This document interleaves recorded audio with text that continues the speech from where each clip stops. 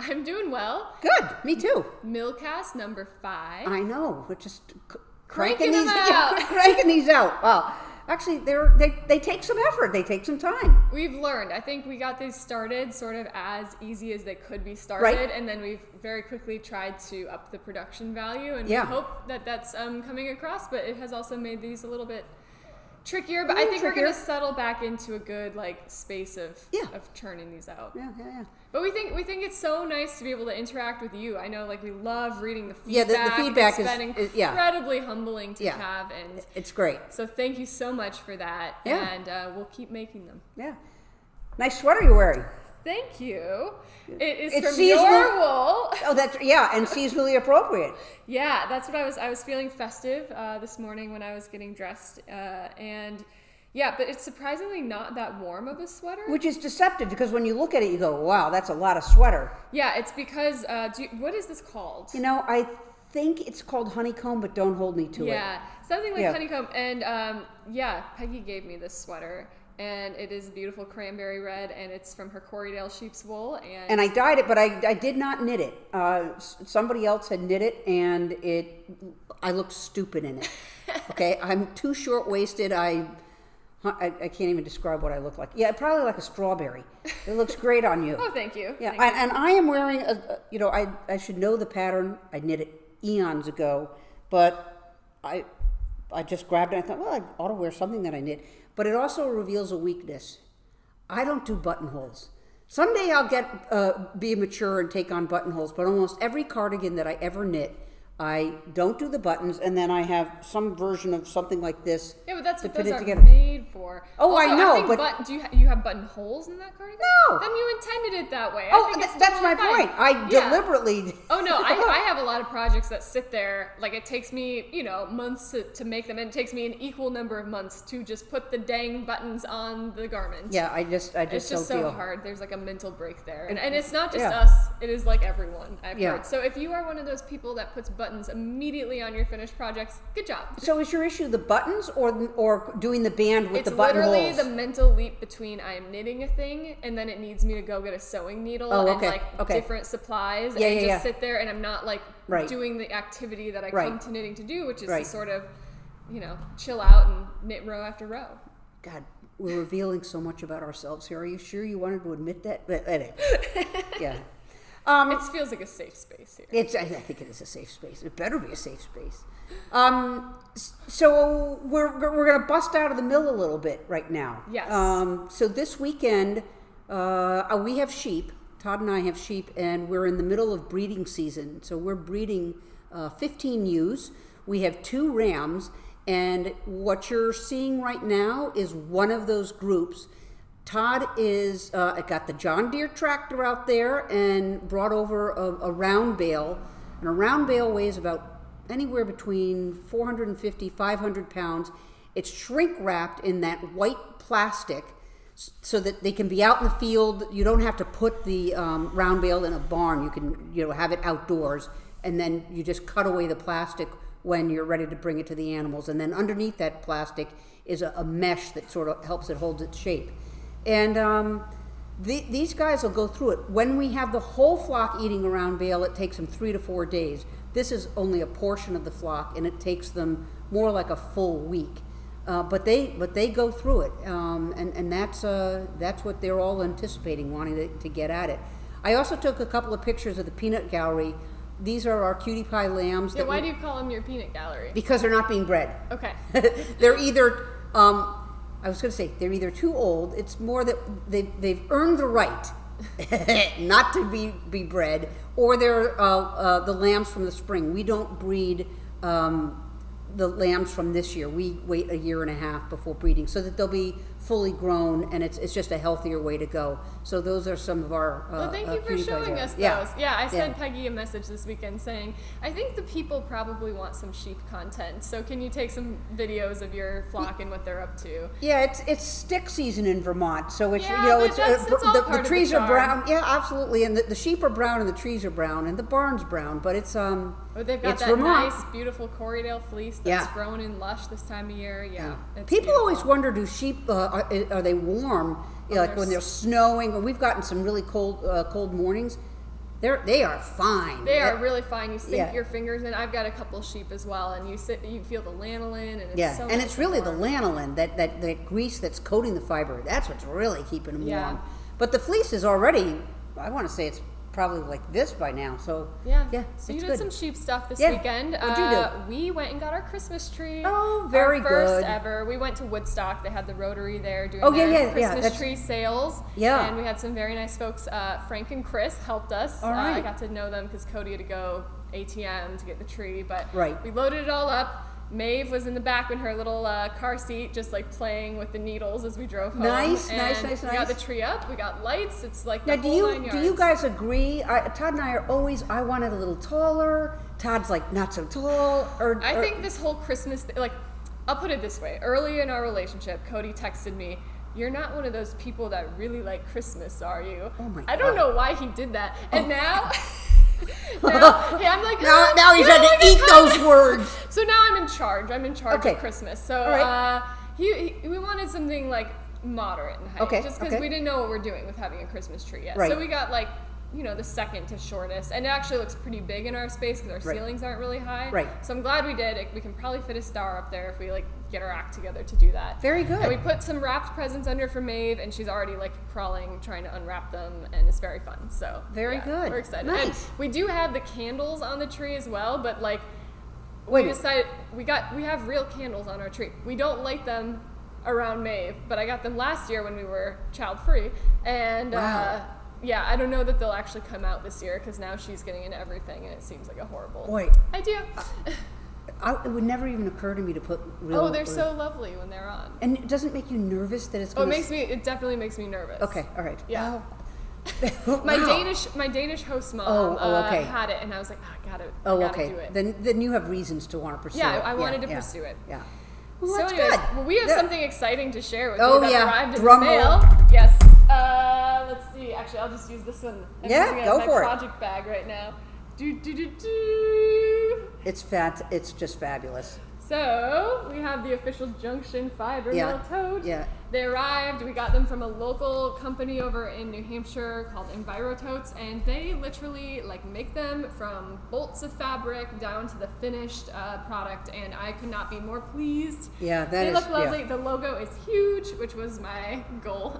You won. You got it. Ding ding. Ding ding. I love the mark here. Yes. Yeah. That's great. Which, I shouldn't have to explain this probably, otherwise it's bad design on my account, but the mark is supposed to be like a mix of a railroad sort of motif with a ball of yarn. So we hope that comes across, but if you were wondering what is with their logo, that's what it is. Sort of industrial, because we're in White River Junction and the trains come through here.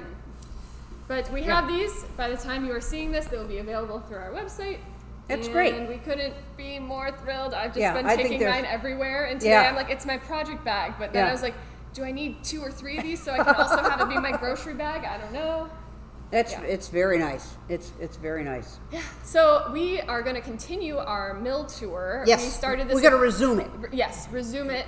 We're going to show you the next step in the process. So a few episodes ago, we walked you through the scouring setup and how that is done. And today, Peggy's going to show you how our picker works. That's the first step of our process. And I just wanted to say before we get going that our picker is a refurbished mid-century American, so 1940s-ish picker that was refurbished to run on computers, so we don't have to be changing out gears every time we want to change a speed. But the picker is kind of a set it and forget it one, so I'll let you go ahead and show us how it works. Here's the picker. So this is the picker. It is the first piece of equipment that the wool goes to after it's been scoured before it can go through anything else in the mill. It's got to get picked. And here's an example of some wool that has all it's been done is it's been scoured. And the key thing about what the picker's doing is it's taking this kind of clumpy wool, opening up the locks, softening it, and making it kind of like cotton candy. And the way that it does it is that there's a wooden slats, like a conveyor belt here, and it's a noisy machine, so that's why I don't have it on while I'm talking to you. It's going to go through this conveyor belt, and then right before that aluminum curve is the distributor. Beater. Amanda's over there going, Peg's going to screw this up. And she does. That's what I do. Is the beater. What the beater is it's like a roll that's about this much in diameter that goes all the way across this machine, and it has really shallow spikes on it. So it's not breaking the wool. It's not tearing it in any way. It's just literally doing this to the wool. And then a fan sucks it up into the arc. And then on the back side is the distributor, and the distributor is tossing it around, just making certain that those locks are staying open, and then it cascades down into a laundry basket, and it's just literally like cotton candy. Sometimes when we're picking wool, there's some breeds where the lock is really defined. It sometimes has even though we've scoured it very carefully, it still has some lanolin in it, so it needs to sometimes be picked twice, because this is a stage where you really want to make sure you've opened it up, because if it's not opened up, when you get to the next stage, which is the carder, it'll inevitably jam on the carder. And it's a lot faster to pick something twice than to deal with a jammed carder. But again, for the most part, we only have to do it once. This is also the time if somebody has, like they want to blend it with silk, or they want to blend two different colors. That's what the picker's about. The beginning of blending is happening at the picker stage. There's a fair number of breeds that we work with where we have to add a little bit of commercial comb top to get it to hang together. That we're doing that blending at this stage. So it's pretty critical. And again, that is the picker. That was awesome. Yeah, it's it's funny trying to explain a piece of equipment that you use almost every day. Yeah, totally. It's like second nature at this point. Yeah, absolutely. Yeah, and you really do have to be in here to get the like full scale when that beater starts going around. It's like it's a little bit like an airplane engine getting ready to take off. Yeah. But so we'll come back and we'll go to the next step. Yeah. At a future episode, that'll be the carders. Yeah. So let us know if you're liking these or if there's something that we missed. Like you go, all right, I got the picker, but I don't understand something. Put it in the comments, and we'll get it. Yeah. So what are we doing in the mill? We've been very busy, actually. The week before it was Thanksgiving, not so much. We have been very busy. I had a list of what all we were working on. We've done that.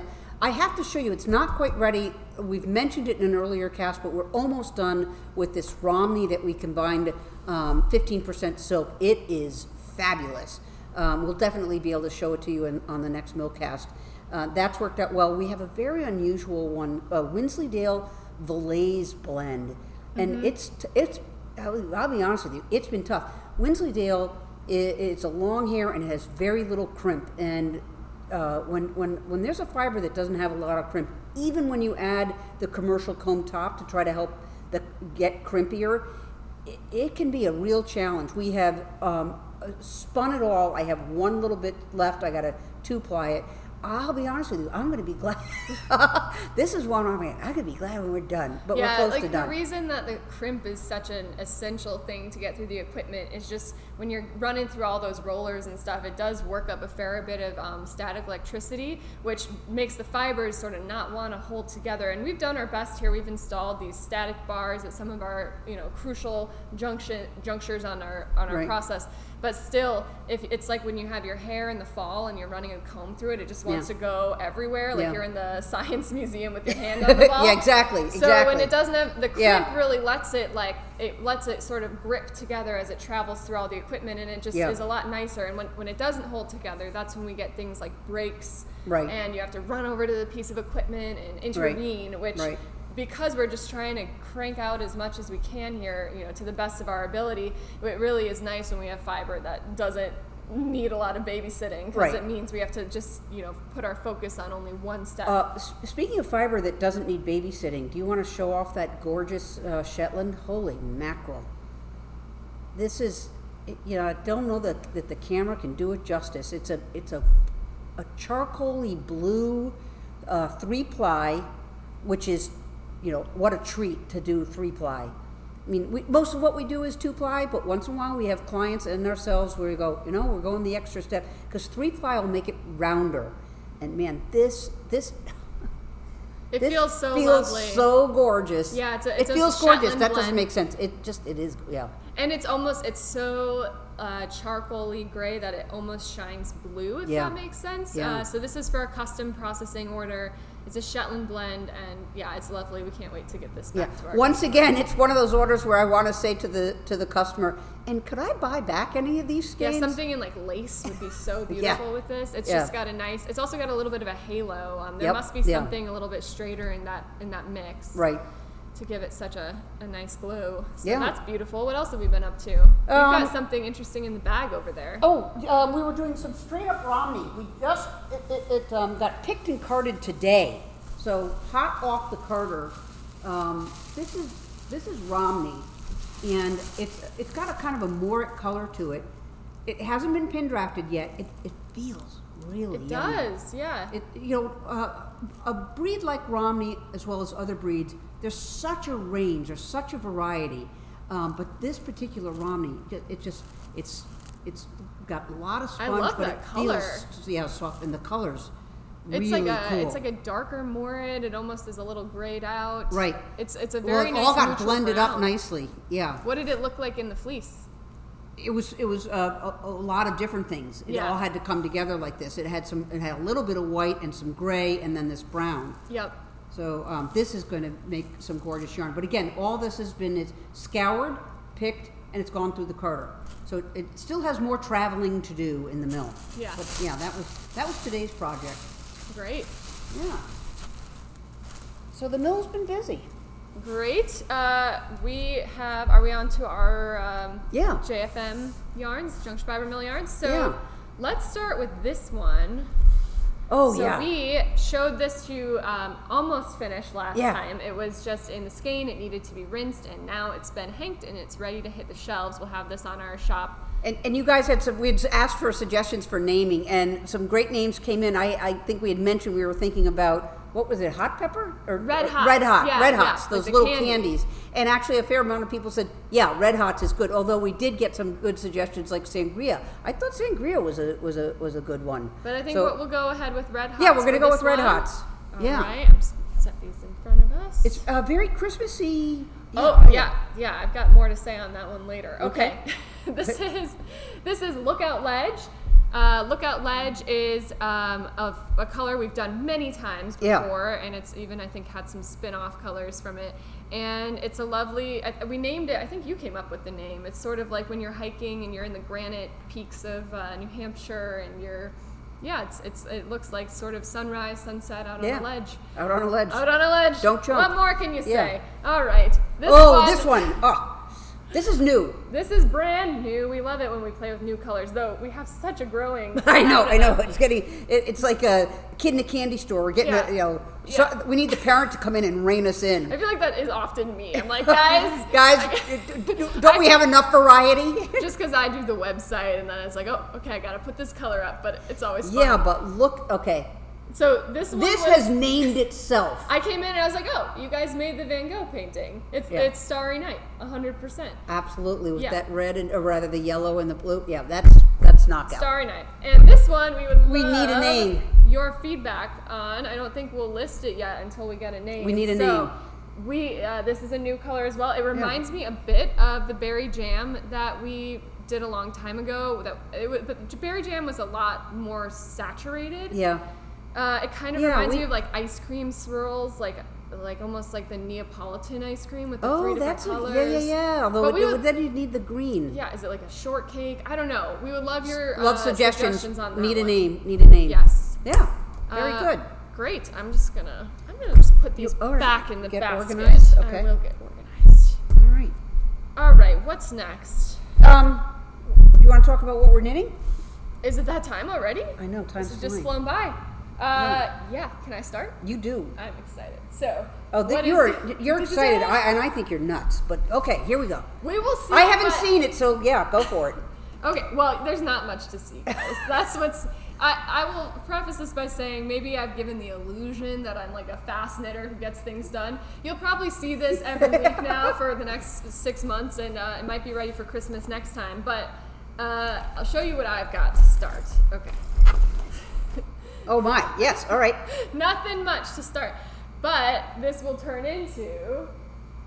Yeah, I can't believe you've taken this on. So this is the Lindell stocking by Anna Walton. She just put this pattern out this week, and she designed it with our yarn in mind, which I got so excited and knit this with our yarn. Knit this with our yarn. So I'll tell you a little secret about the Red Hot is she brought in this stocking knit with our yarn, and we said, this is so freaking gorgeous, but we don't have the color of red. Right, that she had used way back. She took like a one-off skein. We really liked what she did with it. So we made a yarn that we thought would look really nice with our Vermont Vice, which is the other one she did. Yeah, the bright, the super bright is the Vermont Vice. Yeah, so I've got my Vermont Vice, and then I've got a skein of Red Hot, and I am doing that together. And then the white, a great, Yep, and we are currently slotted to do another round of the solid white. I've got it, I just washed it today. Fantastic. So I know.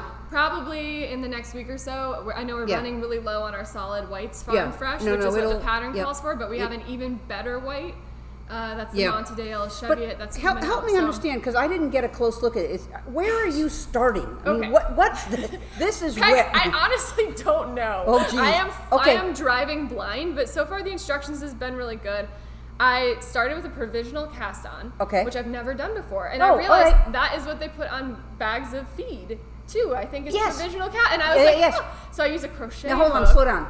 My bag of feed. For the sheep. Yeah, so when you get a bag of grain, it's like a 50-pound bag, and then there's a little piece across that's been stitched. And I can never figure out the right way to. But when you do get it, it's brilliant. To pull it, and it just comes undone like a provisional. Supposedly that's what I've done here, and you can see like I've got this. Like, so wait a minute, you did the provisional in the same color? It was probably a dumb idea.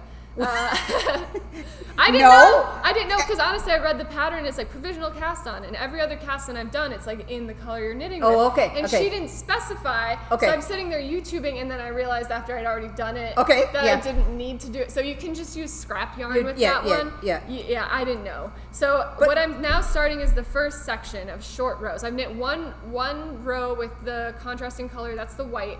And then I'm starting the short rows. So what I think I'm doing is... You're either doing this... I think I'm doing this first section right here because I just started the heel too. Okay. There's a special little decrease that does this that gives you the heel. So I think I'm starting this, and it's this line here. And then it's going to go, I think, to here, and then you maybe...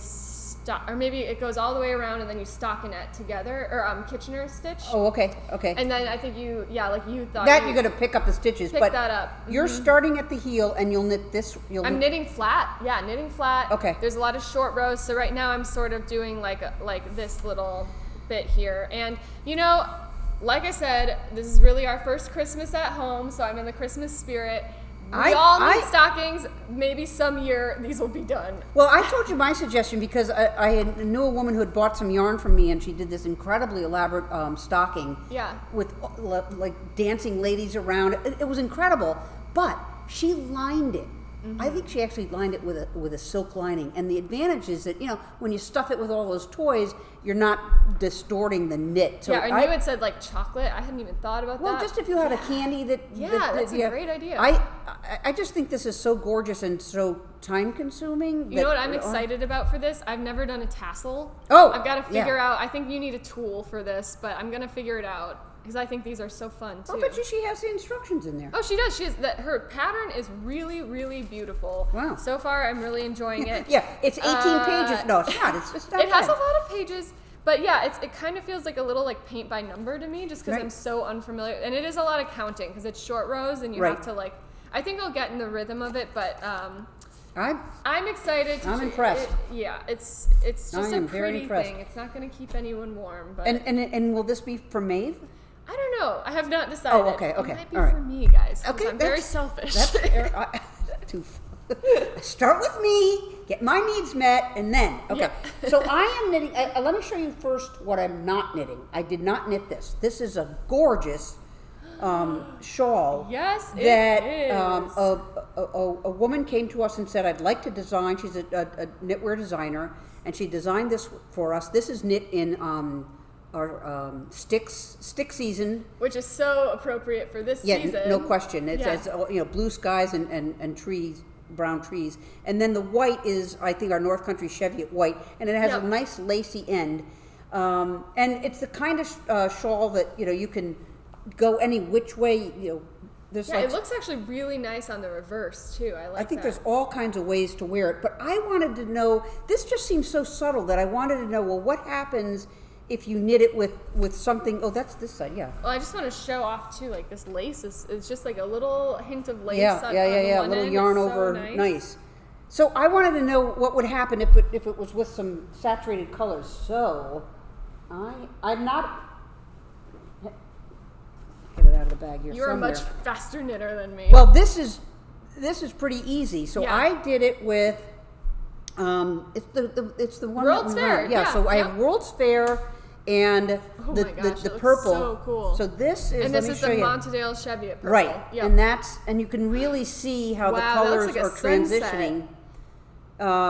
Gorgeous. So it's gonna, I started at this end. I'll hold it up this way, and so I will keep going, but it gets to like 179 stitches. Yeah. So you're gonna have to increase your you're needles, increasing, or you're not.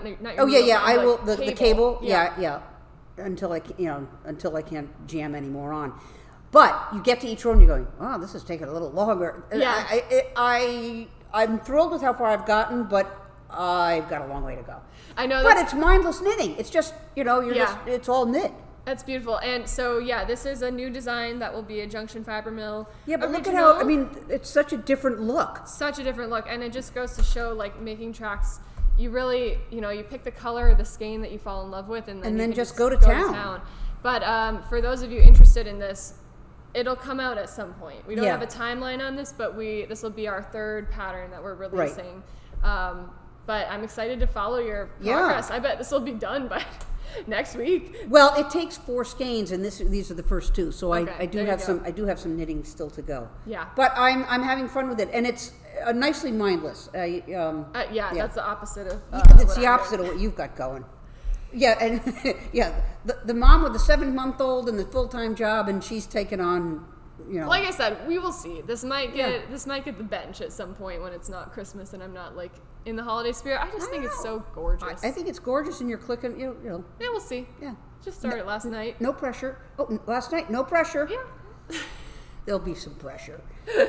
Yeah. All right. Anything else, or have we? Oh yes, actually, we have some exciting upcoming events. That's right. So the first one is for all the local folks in our area. We're going to do the Norwich Farmers Market Christmas markets at Tracy Hall. Yeah. They're doing a full weekend. Yeah, it'll be all days, Saturday and Sunday. It's the 17th and 18th.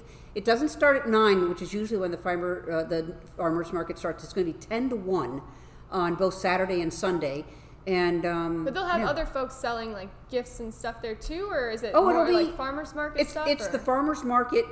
Okay. Yeah. But we'll be there with all our yarn if you need a last minute Christmas gift. Absolutely, should be fun. And then we've got some really exciting news. We thought we'd let you guys know, and as we get closer, we'll either get more and more excited or more panicky. But and we'll explain why we're bringing it up. But we are going to be at Vogue Knitting Live in Times Square, New York, at the Marriott Marquis Hotel. They have 2 floors. I think they have about somewhere between 160 and 170 vendors, and we applied, and they said yes. They must be like, oh yeah, let's get some of those people from Vermont to come on down. But we're going to be there. I'm so excited. I haven't been to the city since 2019, and I used to live there. And you used to live nearby too. I used to work. Oh yeah, you worked in Times Square? A couple blocks off of. I worked at 48th and 8th. Yeah. And it'll be fun to go down, and I think it's just going to be an action-packed couple of days there. Which is very exciting, but we were talking about how much inventory and how we're going to get the inventory. So Amanda goes, well, maybe the mill ought to own a trailer. And I'm like, I don't have a problem with the mill owning a trailer, but I'm not driving a trailer in Manhattan. I just assume that you are in charge of driving our inventory around Manhattan point blank, and I have full confidence in Peggy to drive a trailer around Manhattan. You drive this giant truck. I'll drive the giant truck. I'd rather be in a truck staring down at a taxi than driving a trailer where, what if they didn't see it because they're not used to seeing trailers. Yeah. The whole thing is, it feels like a minor miracle if it works, us just getting down to New York and setting up shop, but I'm sure we will have some stories to share. And I'm sure we'll film a bit there too, but what are the dates on that? It's February 9th. Okay, through the 12th? Through the 12th, and we think that the 9th is a setup, and maybe it starts on the evening of the 10th. Trust me, we will make certain we have our dates pinned down, but it's that weekend. Yeah. And very exciting. We have other festivals in advance of that down in the Boston area, which we'll talk about another time, but I just like the idea of visualizing us driving a massive truck in it'll Manhattan. Be just out of a sitcom. Yeah, chocolate blocks so full of yarn that we can't see in the rearview mirror, which just adds to the excitement. Oh my God, it'll be great. It'll be good. It'll be great. Right. Well, thank you so much for tuning in again, and leave us a comment. We love reading them. Yeah. It kind of makes us feel like, I think we've been on social media since before we started, but this has been really the best platform, it feels like, to really engage with everyone and hear what you're up to. Yeah. So thank you so much for that. And we appreciate your giving us your time. Yeah. Happy knitting. We'll see you next time. See ya.